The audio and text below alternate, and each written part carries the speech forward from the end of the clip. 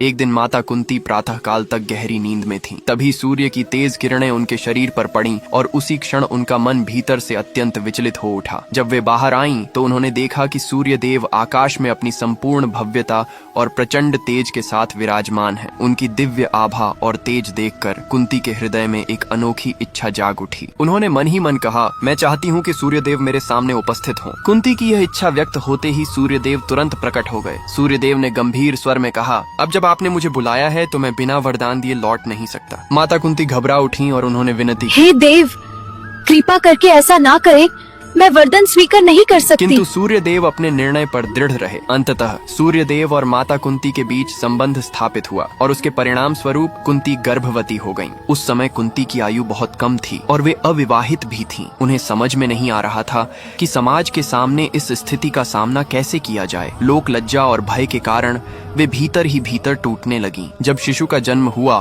तो विवश होकर उन्होंने नवजात को एक लकड़ी के संदूक डिब्बे में रखा और उसे नदी में प्रवाहित कर दिया ताकि उनकी प्रतिष्ठा पर कोई आंच न आए और कोई भी इस रहस्य को जान न सके।